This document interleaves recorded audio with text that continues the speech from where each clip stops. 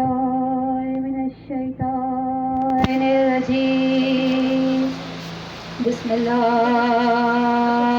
الرحمن الرحيم الصلاة والسلام على سيد الأنبياء المرسلين سيد الثقلين نبي الحرمين إمام القبلتين الحسن والحسين بالقاسم محمد الله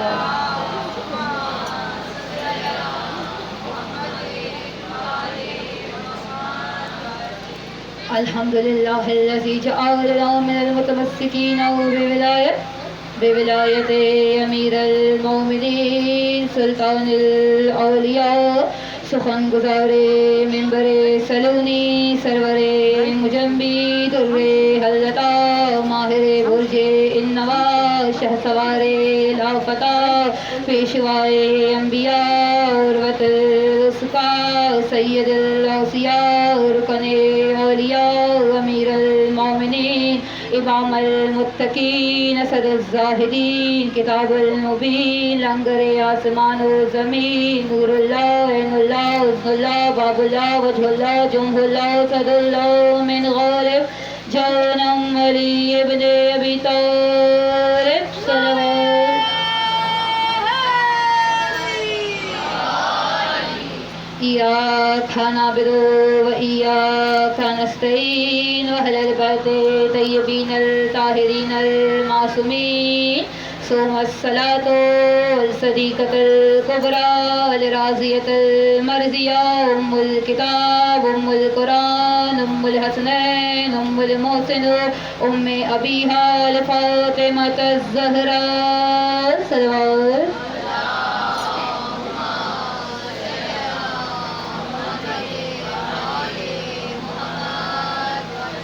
ولعنة الله أعدائهم أجمعين أما بعد قال سبحان في القرآن المجيد فرقان الحمید سلامتی امام زمانہ کے لیے ہاتھ بلند کیجیے گا اللہم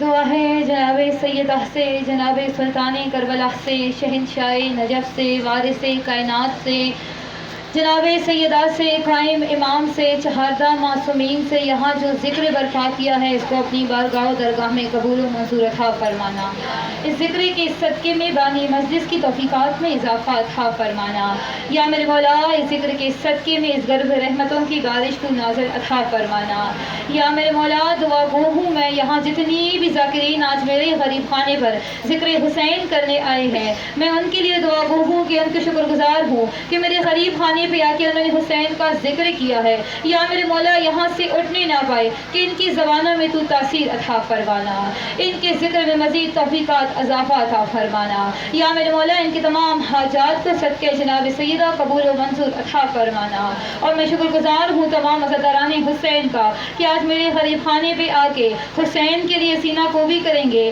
حسین کے لیے آنسو بہائیں گے جناب سیدہ کو پرسہ دیں گے اس غریب خانے پہ آج سیدہ کی آمد ہے میں تمام عزادارانوں کا شکر گزار ہوں دعا گو ہوں یا میرے مولا ان ذکر کے صدقے میں ان کی تمام حاجات کو قبول و منظور عطا فرمانا اس ذکر کے صدقے میں تمام کی جھولیوں کو یہاں سے بھری دامن لے کر جانا ان کی تمام مشکلات کو آسانیوں میں تبدیل عطا فرمانا یا میرے مولا آج یہاں اس ممبر پہ کھڑی ہوں میں شکر گزار ہوں اپنے والدین کا کہ انہوں نے آج مجھے اس مقام تک پہنچایا کہ آج اپنے غریب خانے پہ کھڑے ہو گئے میں خود حسین کا ذکر کر رہی ہوں آج اس مقام تک ہمیں پہنچایا کہ میں جتنی بھی شکر اپنے ماں باپ کا ادا کروں شاید میرے لیے وہ کم ہے کہ تمام دنیاوی خواہشوں کو تمام دنیاوی علم کو تمام دنیاوی باتوں کو پیچھے چھوڑ کے انہوں نے ہمیں یہ سکھایا کہ حسین کا ذکر ہمارے لیے اول ہے ایسی گھرانے میں تو نے میری آمد کی ہے کہ جہاں میں جتنا شکر کے سجدے ادا کروں اتنا میرے لیے کم ہے آج اس غریب خانے پہ جناب سیدہ کی آمد ہے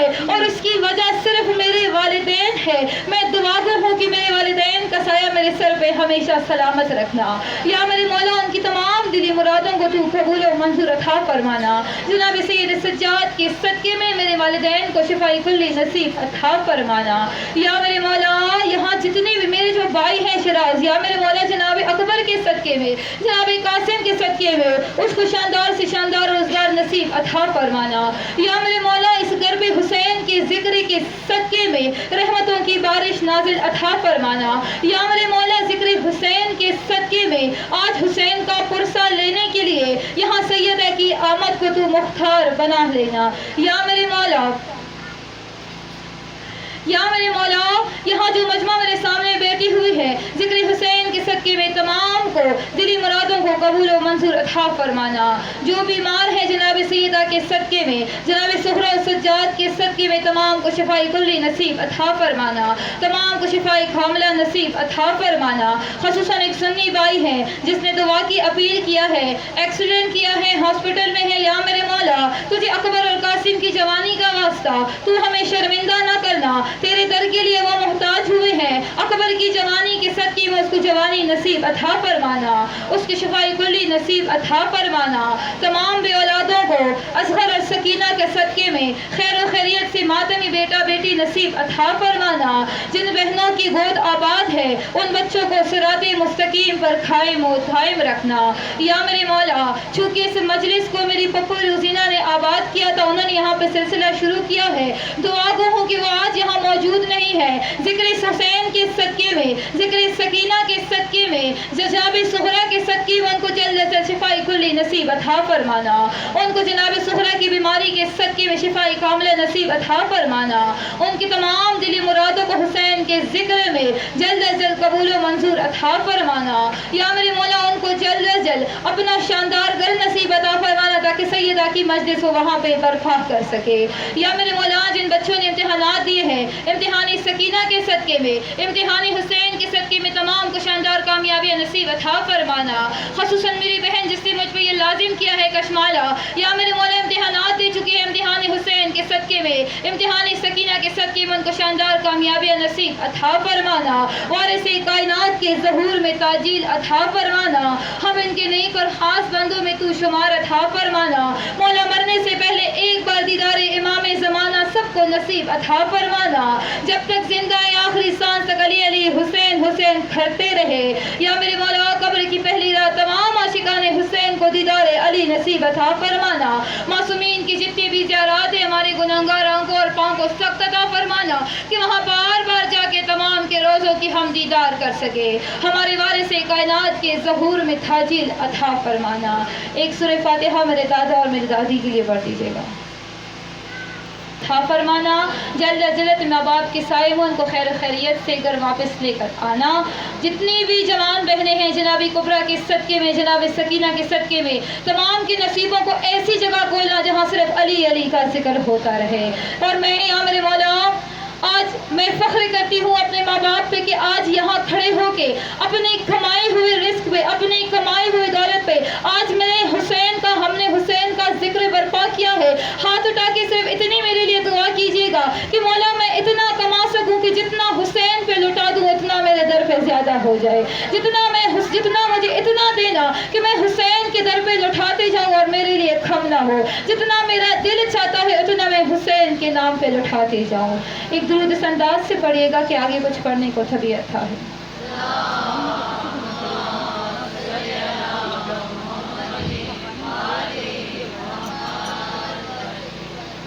اجازت ہے ذکر شروع کیا جائے. سورہ توبہ جس کو سورہ برات بھی کہا جاتا ہے، اور ایک درود پڑھ دے بآواز بلند.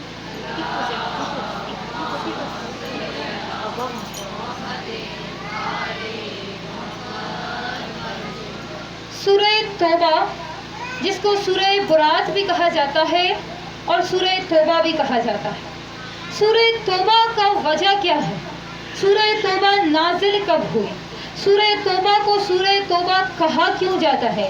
کیونکہ یہ دو قسم کے لوگوں کے لیے نازل ہوا ہے، ایک مومنین کے لیے نازل ہوا، ایک مشرکین کے لیے نازل ہوا ہے۔ سورہ توبہ نام اس لیے دیا گیا کہ مشرکین کو یہ حکم ملا کہ تمام کے تمام جو کافر ہیں وہ اللہ کی بارگاہ میں توبہ کر لے، لہٰذا اس لیے اس کو سورہ توبہ کا نام ملا ہے۔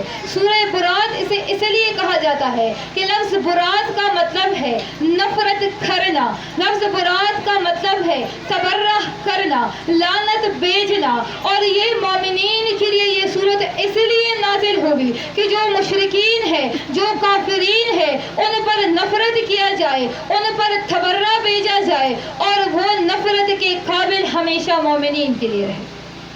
اب پورے قرآن میں یہ بچہ کو پتا ہے کہ پورے قرآن میں یہ وہ واحد صورت ہے کہ جس میں شروع میں بسم اللہ الرحمن الرحیم نہیں ہے۔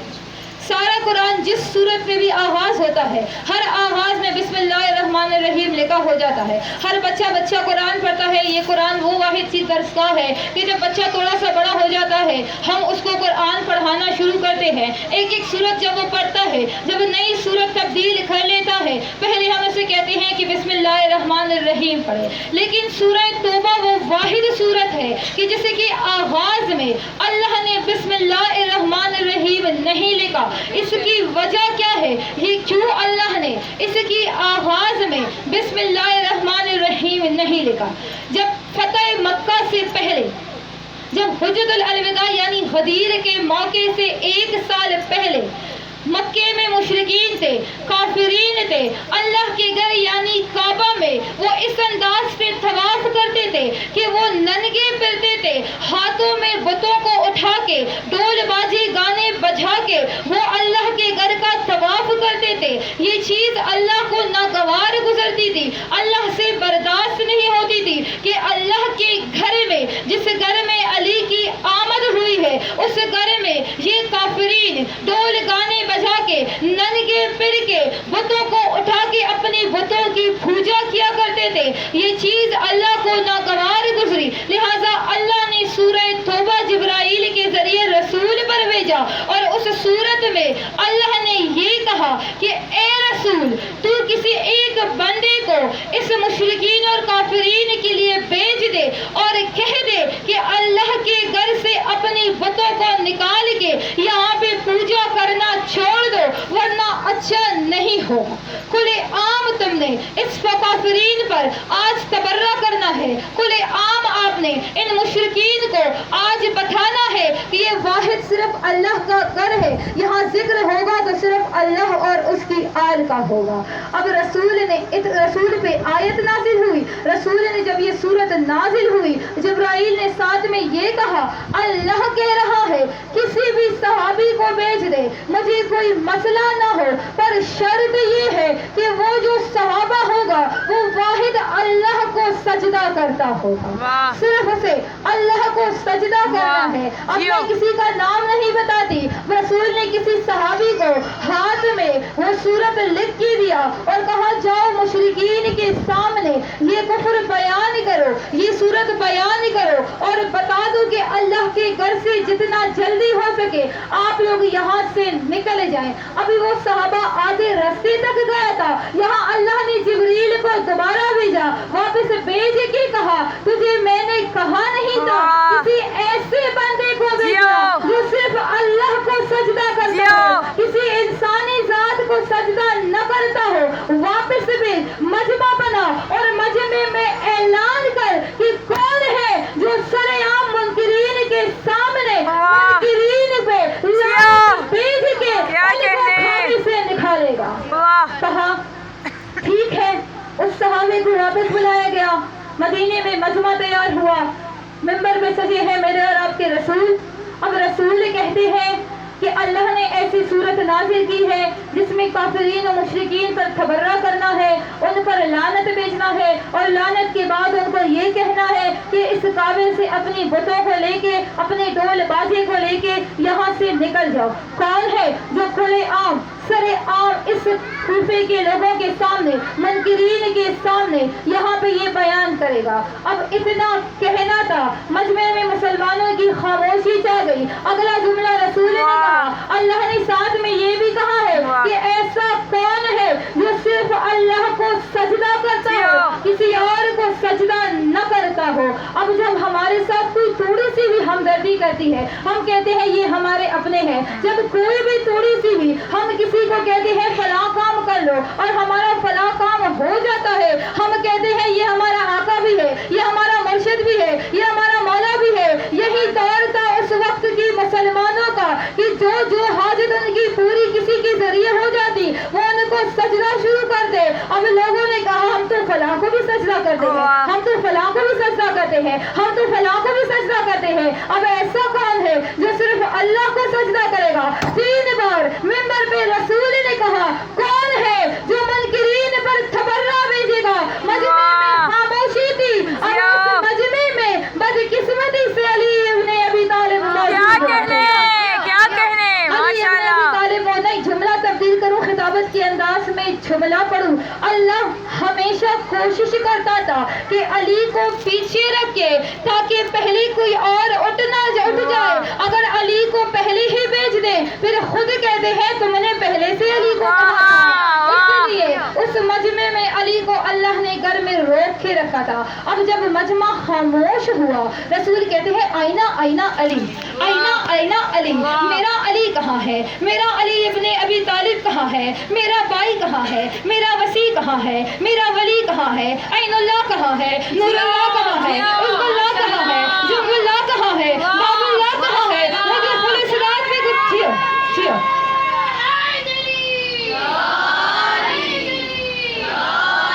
وہ جو پولیس رات پہ گزارے گا وہ کہاں ہے؟ وہ جو فاتح خیبر ہے وہ کہاں ہے؟ جو فاتح خندق ہے وہ کہاں ہے؟ وہ جو فاتح بدر ہے وہ کہاں ہے؟ وہ جو فاتح احد ہے وہ کہاں ہے؟ اب لوگ علی کو ڈھونڈنے لگے, علی موجود نہیں تھا. اتنے میں سلمان کو آواز دی, سلمان تو نے ہی خیبر میں کہا تھا علی آ رہے ہیں, بتا علی کہاں سے آ رہے ہیں؟ اتنا کہنا تھا, سلمان نے کہا آقا علی آ گئے. اتنا کہنا تھا, یہاں علی منبر سے مسجد نبوی میں داخل ہوئے.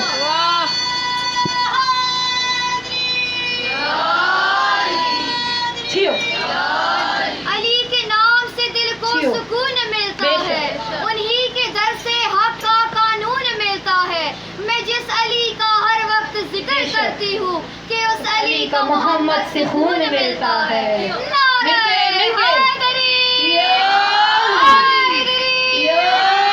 جیو علی والے, جیو سدا آباد رہو علی والے. اب علی آ گئے.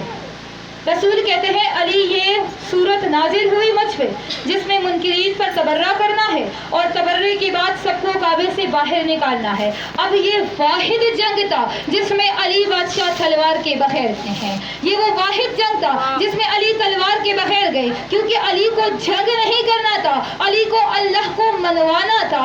اب علی گئے ہیں مکے میں. اب جو پہلے صحابہ گئے تھے وہ لکھ کے گئے تھے اپنے ساتھ صورت, یہاں علی خود قرآن بن کے جا رہے ہیں. علی سورت پڑھتے پڑھتے, سورہ توبہ پڑھتے پڑھتے پڑھتے مکہ پہنچے. مکہ پہنچتے ہی کعبہ کو دیکھا, چاروں طرف طواف کر رہے تھے, ہاتھوں میں بت تھے, منقریف ناچ گانا لگا کے طواف کر رہے تھے. اب جیسے ہی علی نے کعبے کو دیکھا, علی مکے کی اونچی ٹھیلے پہ چڑھے, اور جیسے ہی ٹھیلے پہ چڑھے تمام لوگ کعبے میں علی کو دکھائی دینے لگے. اب جملہ بدل دوں, یہاں کعبہ علی کو مشکل کی نظر میں دیکھ رہا تھا. میرے مشکل کشا آ گئے ہیں, میرے خیبر کشا آ گئے ہیں, میرے فاتح خیبر آ گئے. یا علی تیرا کعبہ ایک بار پھر مشکل میں ہے, تو بچا لے مجھے. علی کہتا ہے کعبہ فکر نہ کر لے, میں علی تجھ کو بچا لوں گا. مکے کے ٹھیلے پہ کھڑے ہو کے علی نے کہا, یہاں میں نے بتانی ہے 3 آذانیں اللہ کی. اللہ کی 3 آذانیں ہیں. وہ آذانیں کون سی ہے؟ رسول نے علی کو اللہ کی آذان بن کے بھیجا.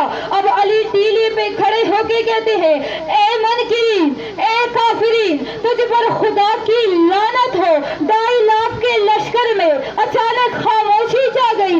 ایسا کون سا بہادر ہے جو 2.5 لاکھ کے لشکر میں کھڑے ہو کے بھی ایک تنہا بے خوف ہو بیٹر یہاں پہ ہم پر لعنت بھیج رہا ہے؟ علی کہتا ہے لعنت ہو تم پر منکرین, لعنت ہو تم پر کافرین. میں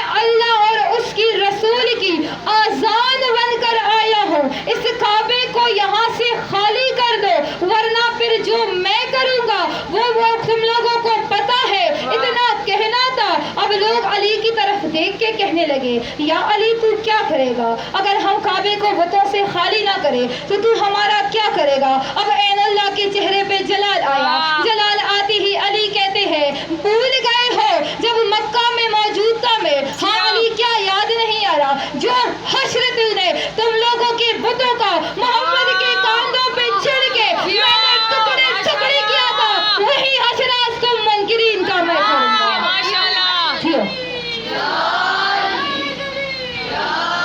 جو حشر میں تم لوگوں کے بتوں کا کیا تھا وہی حشر آج میں منکرین کا کروں گا. میں اللہ کی آذان بن کے آیا ہوں, میں رسول کی آذان بن کے آیا ہوں. آذان کا مطلب ہوتا ہے اعلان, یعنی پیغام دینا, اعلان. علی اللہ کی اعلان لے کر مکے کے ٹھیلے پہ بے خوف و بے خطر 2.5 لاکھ کے لشکر میں بنا تلوار کے کھڑے ہو کے کہتے ہیں کہ میں اللہ اور رسول کی آذان بن کر آیا ہوں, اور اگر یہاں سے تم لوگوں نے بتوں کو نہ نکالا وہ حشر کروں گا کہ جو تم لوگوں کی بتوں کا کیا تھا. اتنا کہنا تھا, سیکنڈ بعد علی نے نظر ڈالی کعبے میں ایک منکر بھی موجود نہیں تھا.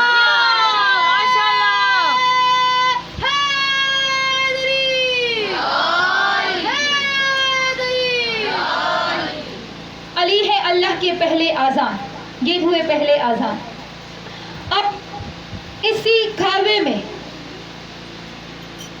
60 ہجری کو جب حسین گئے ہیں مدینے سے مکہ, تب اسی طرح یہی منکرین, یہی کافرین مسلمانوں کا لباس پہن کے, چہروں پہ منافقانہ لہجہ لے کے کعبے کا طواف کر رہے ہیں. کہہ رہے ہیں ہم اللہ کا طواف کر رہے ہیں, دل میں حسد بھی ہے, کینہ بھی ہے, منافقت بھی ہے, بغض آل محمد بھی ہے. اب گئے ہیں حسین, جیسے ہی کعبے میں, جیسے ہی پہلا قدم کعبے میں رکھا, حسین کو دیکھ کے کعبے نے ایک بار پھر کہا اے مشکل کشا کے بیٹے حسین تو مجھے بچا لے, اے فاتح کربلا تو مجھے بچا لے, میں ایک بار پھر منافقین میں پھنس چکا ہوں. اتنا کہنا تھا. حسین کہتے ہیں فکر نہ کر, میں ہوں بہو علی تیرے لیے اٹھا کے لایا ہوں. لانا جملہ بول دیا میں نے, میں ہوں بہو علی تیرے لیے پھر سے اٹھا کے لایا ہوں. اتنا کہنا تھا. حسین نے عباس کو آواز دی, عباس میرے سامنے آ جا. یہاں عباس آئے, آقا حکم کرے. اتنا کہنا تھا. حسین کہتے ہیں کعبے کے چھت پہ چڑھ کے عباس خطبہ دے دے, بس اتنا حکم آیا. حسین کے عباس چڑھے ہیں کعبے پہ. اب جیسے ہی عباس چڑھے ہیں کعبے کی چھت پہ, ہو بہو لگ رہے ہیں علی, مثل مرتضیٰ چڑھے ہیں کعبے کی چھت پہ چڑھنا تھا. اب بچہ اگر گوگل پہ آج کل سرچ کر لے گا کہ خطبہ غازی عباس مکہ مکرمہ میں, تو گوگل پہ سارا آ جائے گا. وقت نہیں ہے جو میں آپ لوگوں کو یہاں خطبہ سناؤں. چند لفظ خطبہ کے آپ لوگوں کو بتانا چاہ رہا ہوں, سمجھانا چاہ رہا ہوں کہ آذان علی آذان اللہ ہے عباس. اب یہاں پہ علی کے عباس کھڑے ہیں. عباس کہہ رہے ہیں اے منافقو, اے کافرو, اے منافق کی شکل میں لپیٹے ہوئے کافر, تم لوگوں کو میں یہ بتانا چاہ رہا ہوں, یہ میرے بھائی حسین جو کھڑے ہیں, یہ میرے بھائی جو حسین کھڑے ہیں, اگر یہ چاہے تو تم لوگوں کو یہاں سے نکال سکتے ہیں. اب اتنا کہنا تھا. مجمع سوچ میں پڑ گیا عباس کی طرف, عباس کو دیکھ رہا ہے. عباس اگلا لفظ بولتے ہیں میں علی کا بیٹا, میں ہوں بہو مثل مرتضیٰ, آج یہاں تم لوگوں کو یہ بتانا چاہ رہا ہوں کہ جس کعبے میں تم طواف کر رہے ہو یہ حسین کے بابا کی خیرات ہے, یہ حسین کے بابا کا صدقہ ہے. اس حسین کے بابا کے صدقے میں اس کعبے کو قبلے کی صورت میں تبدیل کیا گیا. عالم ارواح میں پہنچ کے میں نے عباس سے سوال کیا, عباس علی تو آپ کے بھی بابا ہے, آپ حسین کا نام کیوں لے رہے ہیں؟ عباس کہتے ہیں چپ کر جا, تجھے نہیں پتا جہاں حسین کھڑے ہوتے ہیں وہاں کوئی اور سامنے آ ہی نہیں سکتا. جہاں حسین کھڑے ہوتے ہیں وہاں کوئی سامنے آ ہی نہیں سکتا. وہاں مثال بھی حسین کا دیں گے, وہاں مخاطب بھی حسین کو کریں گے, وہاں ذکر بھی صرف حسین کا کریں گے. کہا ٹھیک ہے, کہا اگر یہ حسین چاہے تو میں چاہوں عباس تو اس کعبے کو اٹھا کے حسین کے قدموں میں رکھ دوں گا. اتنی میری طاقت ہے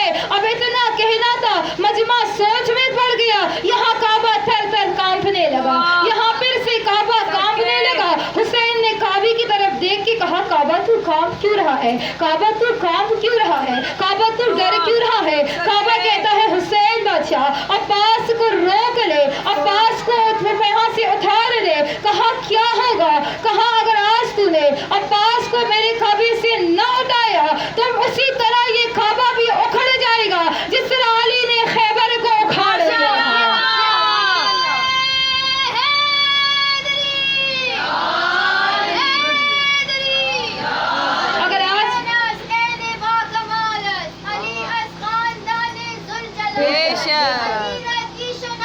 हर मुनाफिक अली पेशे खुदा आबे दलालत माशाअल्लाह बेशक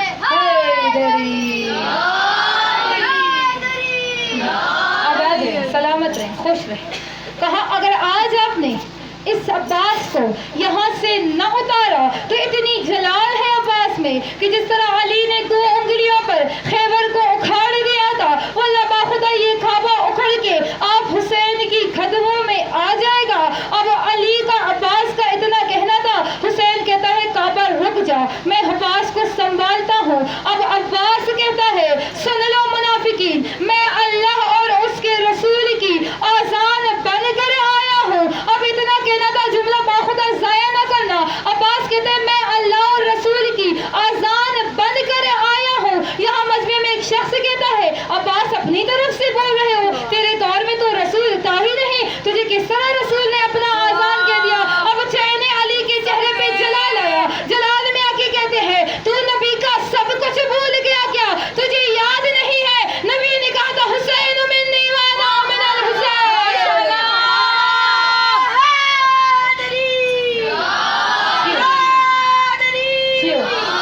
सलामत रहे।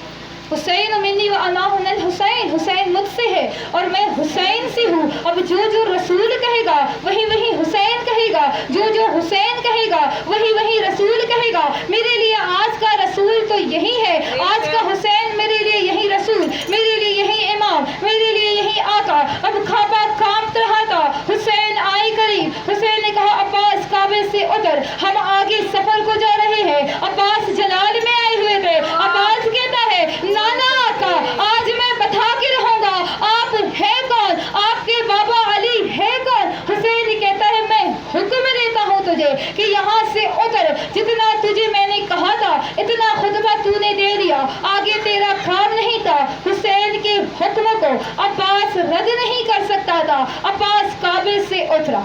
अब्बास है अल्लाह के दूसरे आज़ान। आइए तीसरा आज़ान बताओ, तीसरा आज़ान कौन है। तीसरा आज़ान कोई इमाम नहीं, कोई वली नहीं, तीसरा आज़ान कोई मर्द नहीं, तीसरा आज़ान एक मस्तूर, एक खातून है। अल्लाह ने जितने 1.25 लाख नबी भेजे, जितने इमाम भेजे, सारे के सारे मर्द भेजे।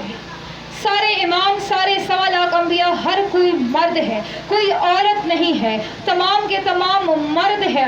अब औरतों को यहाँ पे ज़रूरत पड़ गई कि 1.25 लाख अंबिया जो हैं, 12 इमाम जो हैं, वो सारे मर्द हैं। अगर किसी औरत को कहीं पे मदद की ज़रूरत पड़ जाए तो वो जाए तो कहाँ जाए। अब इतना सोचना था। यहाँ पे अल्लाह ने कहा कि मैं तमाम 1.25 लाख अंबिया और जितने भी 12 इमाम हैं, इन तमाम की कुव्वत में एक ऐसी मस्तूर, एक ऐसी पाक आलिया इस दुनिया में भेज दूंगा कि जिस मसलन औरत को भी मसला होगा वो जनाबे सैयदतुन निसाइल आलमीन जनाबे फातिमा ज़हरा की नस्ब को पढ़े, उसे कोई भी मसला नहीं होगा। यानी तमाम 1.25 लाख अंबिया की कुव्वत और तमाम 12 इमामों की कुव्वत अल्लाह ने नचोड़ के जनाबे सैयदा में डाल दी। सोच लो क्या मकाम होगा। और इससे बड़ी फजीलत मैं जनाबे सैयदा की बयान ही नहीं कर सकती कि जनाबे सैयदा को अल्लाह ने लक़ब दिया है सैयदतुन निसाइल आलमीन। सैयदतुन निसाइल मुस्लिमीन नहीं, सैयदतुन निसाइल मोमिनीन नहीं, सैयदतुन निसाइल आलिमीन का लक़ब मिला है, तमाम आलिमीन का लक़ब। ये दुनिया नहीं, जहाँ जहाँ जितने सियारे हैं, जहाँ जहाँ पर लोग रहते हैं, कुल कायनात, तमाम यूनिवर्सल, जहाँ जहाँ पे अल्लाह रब्बिल आलमीन है, वहाँ वहाँ पे जनाब सैयदतुन निसाइल आलमीन है। वहाँ पे जनाब फातिमा सैयदतुन निसाइल आलमीन है। अब जनाब फातिमा तो ज़हरा की कोई मिसाल तो और पैदा हो ही नहीं सकती थी। अब जब जनाब बीबी ज़ैनब आलिया आई है दुनिया में, अल्लाह ने सोचना शुरू कर दिया मकाम तो इसका भी ज़्यादा है, लेकिन जनाब सैयदा से बढ़ के कोई मकाम तो मैं दे ही नहीं सकता, क्योंकि इससे बड़ा लक़ब तो है ही नहीं जो सैयदतुन निसाइल आलमीन हो। अल्लाह ने बड़ा ही आसान कर दिया, अल्लाह ने ज़ैनब को लक़ब दिया सानिए ज़हरा। अल्लाह ने लक़ब दिया सानिए ज़हरा। सानिए ज़हरा यानी ज़हरा की बिल्कुल सानी, हूबहू सानिए ज़हरा। जिस तरह ज़हरा उस तरह ज़ैनब। आइए ज़ैनब की आज़ान दिखाओ। जनाब रसूल के दौर से रसूल चाहते थे कि वो शाम को फतह कर ले, रसूल शाम फतह न कर सके। अली आए, अली शाम को फतह करना चाहते थे, अली कूफे तक पहुंचे, आगे नहीं गए। हसन आए, हसन ने शाम में कहीं मुआहदे किए, लेकिन हसन ने शाम फतह नहीं किया। हुसैन की बारी आई, हुसैन ने करबला फतह किया, हुसैन को वहीं पे शहादत नसीब हुई, लेकिन हुसैन ने शाम फतह नहीं किया। जनाब सैयदत ज़ैनब निसाइल आलमीन गए हैं शाम में, यजीद के दरबार में खड़े होके कहा मैं हैदर की बेटी हूँ, मैं अब्बास की बहन हूँ, मैं अल्लाह और रसूल की आज़ान बन के आई हूँ। रोक सकते हो तो हुसैन का जिक्र रोको, इतना दबदबा था। आज पूरी दुनिया में ज़ैनब की वजह से हुसैन हुसैन की सदाएं गूंज रही हैं। बेशक माशाल्लाह। आज पूरी दुनिया में ज़ैनब की वजह से अली अली हुसैन हुसैन की सदाएं गूंज रही है। ये जो घर में मजलिस होती है, ये जो बारगाहों में मजलिस होती है, ये जो जुलूसें होती है, ये जो जहाँ जहाँ पर जलसे होते हैं, ये जो शब-ए-दारियाँ होती है, ये जो सुबह से लेकर शाम तक मजलिसें होती है, ये तमाम की तमाम ज़ैनब की अज़ान की वजह से है। अगर ज़ैनब ने शाम में यजीद के दरबार में ये तमाम बातें आपको मसाइब की सूरत में बताई जाती है। आज फज़ाइल में बता दूँ, बस बंदे हाथ सर पे चादर नहीं और फिर भी बेखौफ व बेखतर 17 भाइयों की लाडली बहन, जिसने कभी जमीन पर कदम भी नहीं रखा था भाइयों के बगैर, उसने यजीद के दरबार में 9 लाख के लश्कर के सामने डटगीर होकर कहा कि मैं गवाही देती हूँ कि अल्लाह एक है, उसका कोई शरीक पर रिसालत वाजिब है, और उसके बाद अली वलीउल्लाह मेरे बाबा अली की विलायत है कि जहाँ जहाँ पे अल्लाह का जिक्र होगा वहाँ मोहम्मद का जिक्र होगा, और जहाँ मोहम्मद का जिक्र होगा वहाँ अली वलीउल्लाह का जिक्र होगा।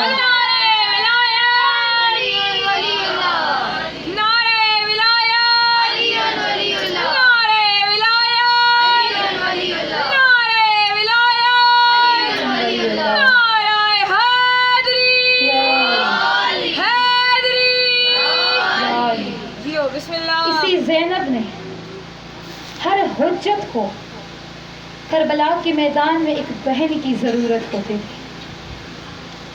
ज़ैनब ने शाम गरीबा में सज्जाद को उठा के कांधों पे, सज्जाद अगर शाम में फिर 100-1600 मील सफ़र कर सकते थे, तो क्या सज्जाद शाम गरीबा को सफ़र नहीं कर सकते थे?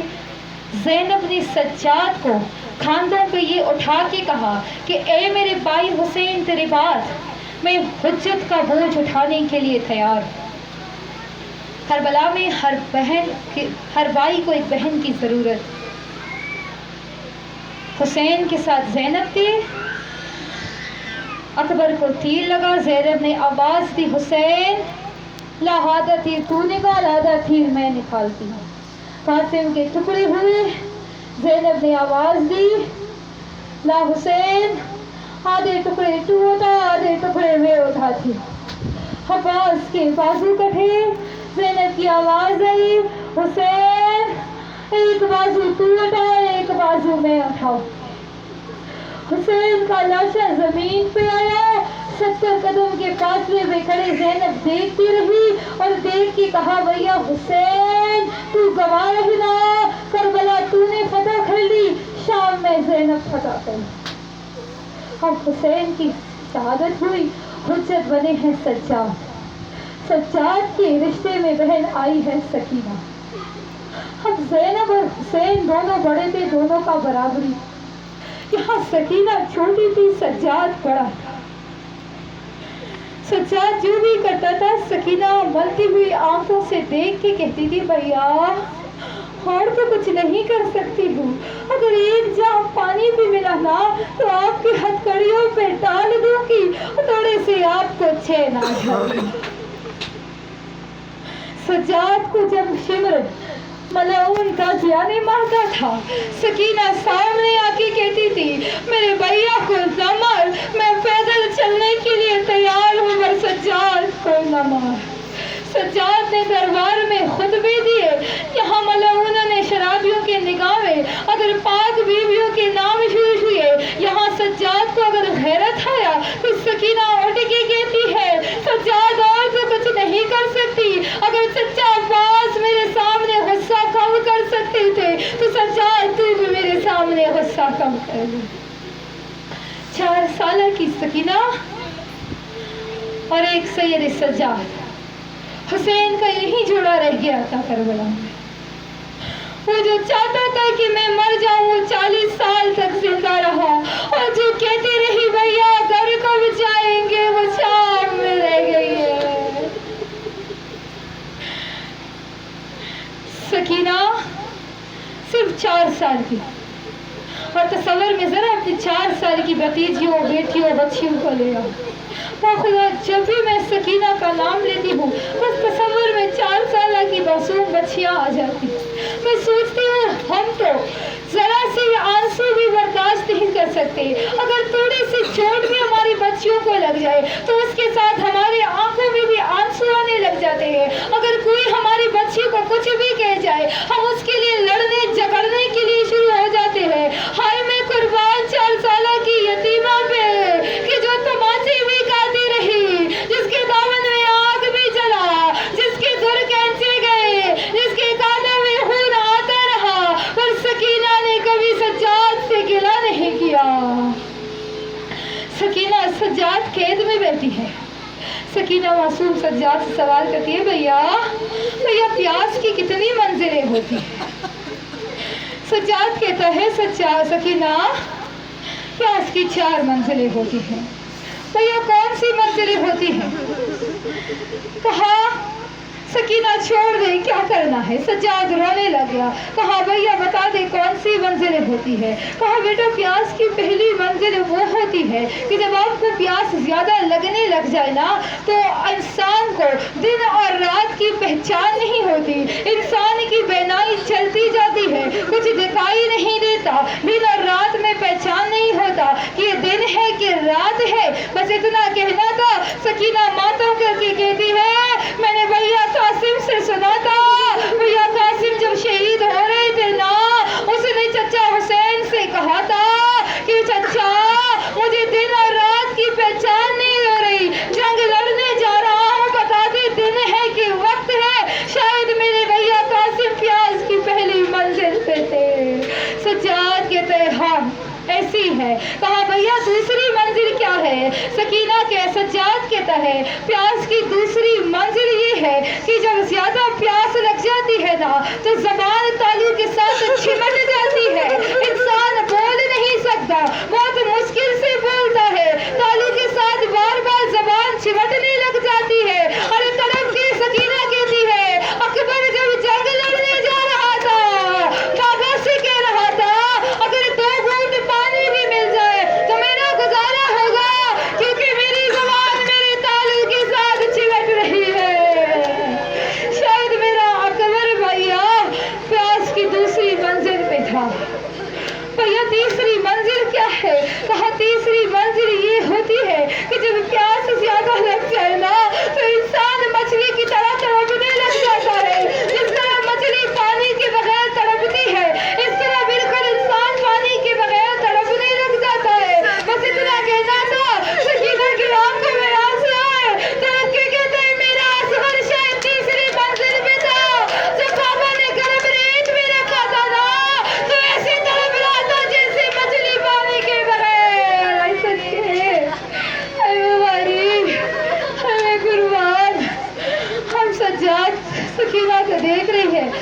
सकीना कहती है भैया चौथी मंजिल क्या है? सकीना कहती है चौथी मंजिल बता दे। सज्जाद कहता है ना सकीना और नहीं बता सकती।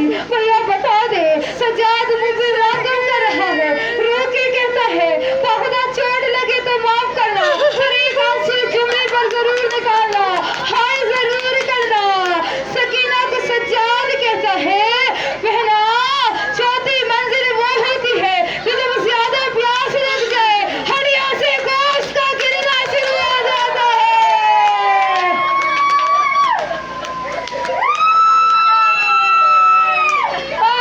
सकीना कहती है, सकीना कहती है हौसला हौसला, मैं सदके हौसला हौसला हौसला। सकीना कहती है भैया शायद मैं चौथी मंजिल पर हूँ, मेरी हड्डियों से गोश्त गिरना शुरू हो गया है। भैया मुझे कुछ निकाल नहीं देता, भैया मेरी जुबान दादू पे चिमड़ चुकी है, भैया मैं तड़प गई हूँ, भैया मैं मरने जा रही हूँ।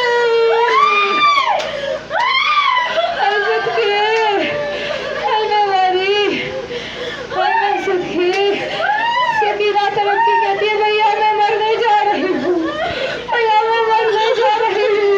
मुझ में हिम्मत नहीं मैं सकीना की शहादत बयान करूँ, इतनी हिम्मत नहीं है। बस सकीना की शहादत हुई। अब लोग कहते हैं ना सकीना को अपने कुर्ते में दफन किया गया।